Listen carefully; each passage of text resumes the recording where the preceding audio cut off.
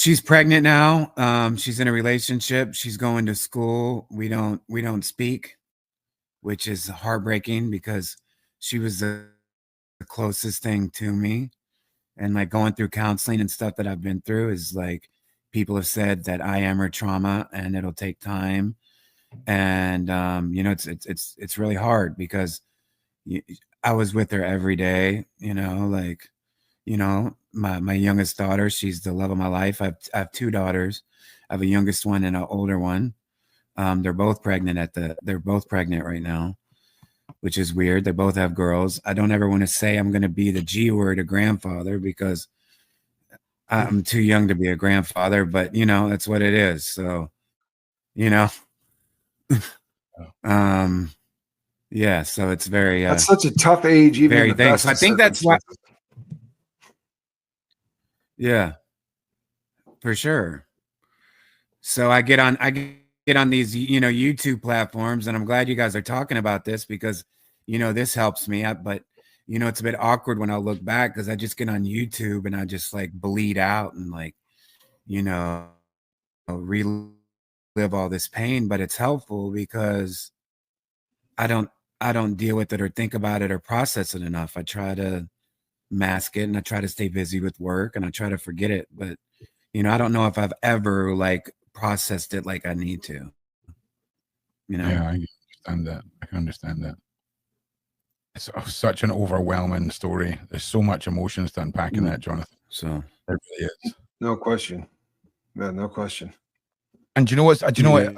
The fact that you caught the guys and you got justice almost is the bittersweet side of it all, because who cares, right? I mean, literally, who cares? It's the effect on your daughter and you. Right. Like, I'm not being funny. This story will affect me for months to come, Jonathan. So I wish there was something we could do to help you get back what was taken from you. And maybe though, hey, listen, maybe when that granddad era comes, things will change, and you just got to embrace it when it happens, because I think that will be your Stop. Yeah, for sure. It's also considered a pretty crappy crime, and those gentlemen are going to the federal system with some paperwork that's not a lot of fun to walk around with. Not a lot of fun. Yeah, honestly, that's not considered honorable crimes in the federal system. So I'd like to think that I'm a graduate of that system. I'd like to think that the fellas are taking care of them. That would make me feel better. Absolutely. So you got a question from the Queen's Guard. Before this horrific incident, were you totally fine with Drake, or were there any other questionable incidents?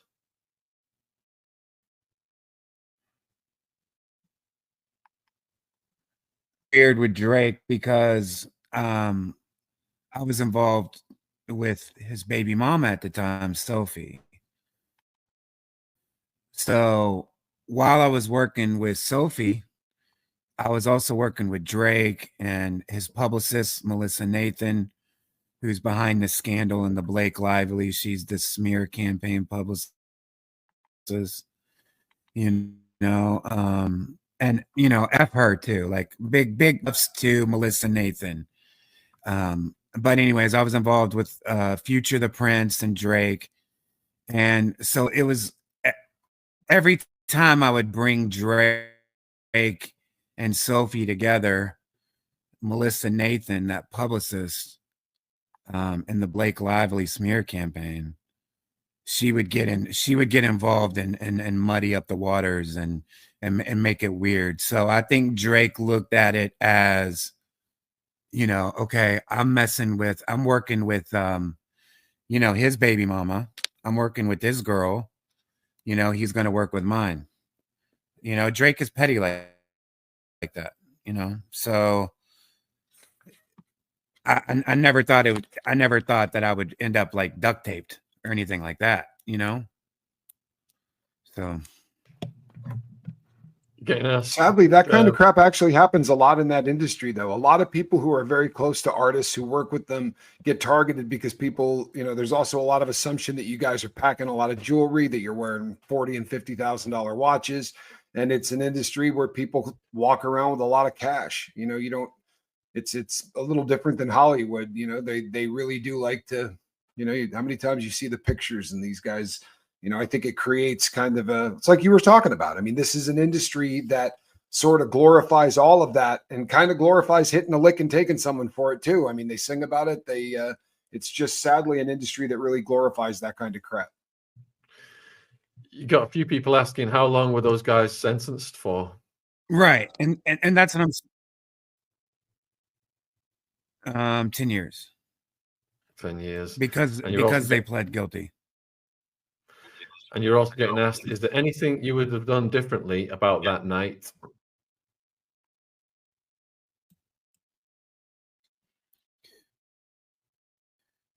There's nothing that right. I think that not that night, but the events leading up to it, like for exactly what your partner was saying, you know, about being flashy and stuff. Like, you know, I would drive like the 2 Cadillacs. I was flashy. I was, you know, holding up like photos, like I'm on the money phone, like being stupid, like, you know, like that type of stuff. I wasn't very thoughtful. I was playing the game. I was like, you know, I'm a multi-platinum publicist. Talk to me on my money phone, and, you know, just doing stupid stuff like that. It's so really humbled me in that kind of sense. And you know, you then like I drive real flashy cars, but being in New York, no one has cars, right? It's train, subway, you know, cab, Uber, whatever. So it's like, you know, I don't have a car anymore. So which is different. So I just kind of like blend in, right? So that's what I try to do, even though I dress funky. And a lot of people say, oh, he's wearing costumes, he's hiding behind sunglasses. It's like, man, shut up. I'm not hiding. This is like, I just like to be weird, I guess, you know? It's not weird, show man. business. So it's just you being my G. And it's not like you're changing dramatically either. Yeah. So question from Patty is, the guys who were sent to prison for this, did the guys who were sent to prison for this, did they ever say that someone had put them up to it, or drop any names above them?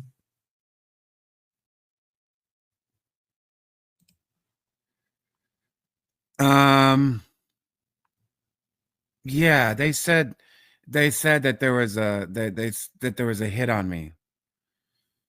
Which I really didn't believe, and the police investigated it and, you know, looked into it, but they didn't know anything. But like I said, like once Jaguar did Pierce Morgan, and she did an interview right after, she brought so much attention to it that one of the detectives reached out to me and was like, we always thought the Drake angle was weird because like they traced like my phone calls, because in an investigation, it's fair and balanced. So they're looking at me too, like, okay, what has this guy done that's duct tape? They thought I was a drug dealer because here I have these flashy cars. Here I have these, you know, things. They didn't know I was a publicist. You know, they didn't know anything about me, you know, and I had like some green stuff on the counter.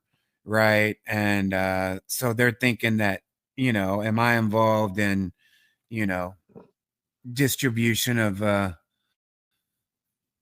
substances, so to speak. So that once that happened, I was under investigation too, and so they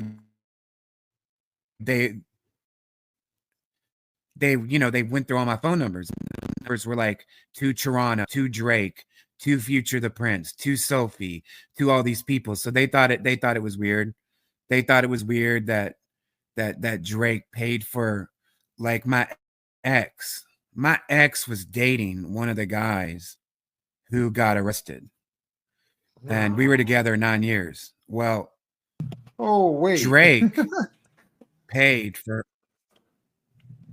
but hold on. Drake paid for her lawyer to sue me. God damn it. Like, you can't even safely have an ex-girlfriend let alone in America trying to get a new girlfriend. Even your exes are dangerous. But look, Jonathan, I'm really sorry to have to duck out just now. I've got an eye that feels like there's a ball of coal burning through it. I just want to say it was really, really nice to meet you. And if you're ever back again, I would love to have a chance to ask you some more questions. Sean, Tommy, my boys, good to see you. The side chat, the mods, thank you all. Absolutely. And I will see you all tomorrow. But Jonathan, again, it's been awesome. So thank you all. Thank you, Sean. Thank you, Tommy. Take care, Ron. I'll see you guys. Thanks, Ron. Peace. So you got a question from Patty. All right, thank you so much. Patty wants to know if you are afraid or your daughter is afraid of when these guys are going to get released.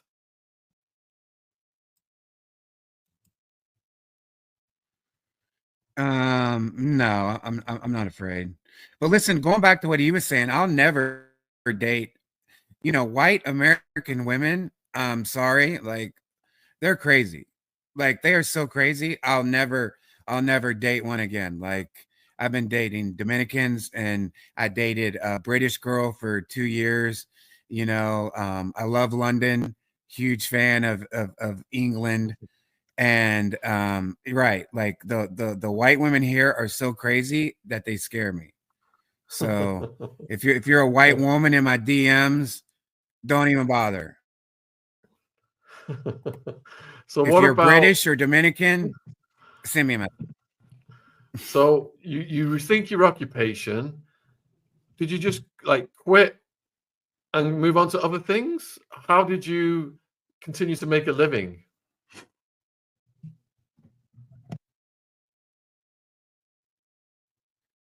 So I started doing jazz music and then we hit like #1 on Billboard. Right. And listen, I was just on BBC News. You can check it out yesterday. About streaming fraud. This is a whole other story. So after the home invasion happens, I start working with this guy. And he just got arrested by the feds. And he's the first person to be charged. His name is Michael Smith. Google him. Michael Smith streaming fraud. He's the first person to be charged in the United States with streaming fraud, and he's facing 60 years in prison. He's the guy that I did all these albums with, right? So, it was just like one thing after another. So he got arrested by the feds in September, right? Now he's out on bail, and I'm so glad he's finally getting justice because I haven't spoken to him in like 6 years because honestly, I was one of the whistleblowers on him. I went to the FBI back in 2019 and I told him, I was like, this guy is scamming. He's doing something corrupt. And if you go to BBC, if you just type in my name and type in BBC News, they just did a special on it yesterday. All weekend. It was on television on BBC News and it's on their YouTube channel. So there's a lot here. It's just with the delay, it's hard for me to understand. So if I sound stupider than I am, well, I apologize. What is streaming fraud? So what he was charged with, you got to look it up, is he was charged with making bots and he would create songs with AI. He had over 250,000 songs and he would stream them and he would make money on these songs. They said the FBI said he made over $10 million. It's everywhere. It's all over the Rolling Stone. It's all the BBC just did a piece on it. Check it out. And I interview them because I knew it was dodgy, right? But I didn't know it was this dodgy, right? I didn't know it was, it took them 5 years to investigate, right? I just knew that we were getting weird streams from, across the country. And I knew this guy had owed me a whole lot of money. And, he never paid me the money. So I went to the police and the local police were like, well, you should go sit with the FBI. And I sat with the FBI and I explained it. And then last September, he's arrested and it's trending. And it's like now history. He's the first guy to ever be, arrested for streaming fraud in America, facing 60 years in prison. Total dirtbag. So does this mean that he was generating AI music in the names of artists and things like that? Because there are fake so you got to read the indictment. Right, it's so fascinating. And he would create think about that. He created 250,000 artists. That means he created 250,000 artworks. And he's streaming them. And he grossed over $10 million. Good God. Yeah, that's fascinating. That's absolutely fascinating. So that's what happened after the home invasion. That's what You happened. can't So I've catch a been break, involved brother. in like all this, like, you know, weird stuff. So You know? what year So was what year? it's been a very strange life. But now he's in jail. What year was it? The home invasion. He was just arrested in September. Oh, September. So when did you start to write your book? 2017. And what inspired you? So the book I started to write early last year. All the stuff that I've been through, you know, and it was just like a book to like bleed out and, you know, talk about some of the stuff that I've done. And then, you know, I would see Jaguar, you know, speak about these things on YouTube. So I was like, man, I wish I had the courage and I wish I could speak like her, because she can speak, as you guys know, so well. You know, I wish I could do that, you know. And sure enough, I did. Like I said, I did T Satel's.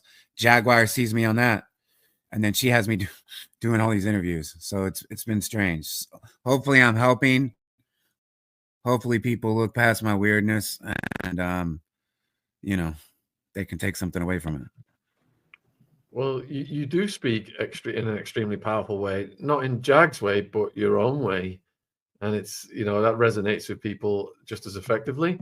So Jen is asking, do you know much about the beef between Drake and Kendrick?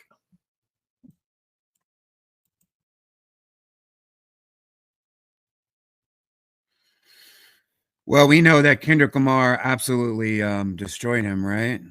So that's what we know. That's all I do know about that, right? Like, it's pretty embarrassing to see Drake, you know, take such an L like he did. For real. Queen's Guard, actually, it's Agent Orange is asking about who's at the top of the power structure in the music industry.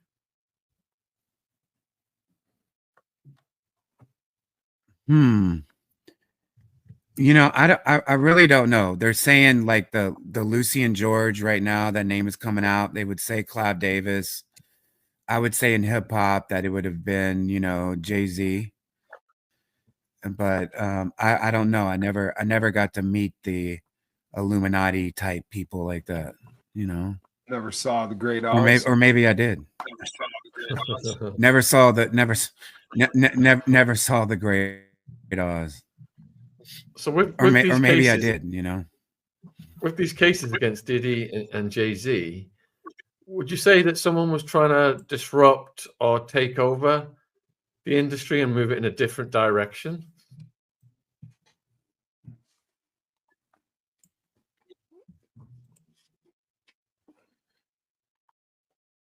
Maybe. And maybe that's the good that we're going to get out of this, right? Maybe it's going to go back to, you know, some peace where it's not so corrupt, or maybe it'll be more corrupt. Pam's wondering what work you did with Jay-Z and what was the differences between working with Jay-Z and Diddy?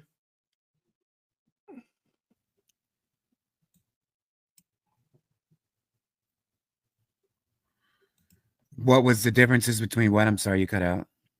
Working with Jay-Z versus Diddy.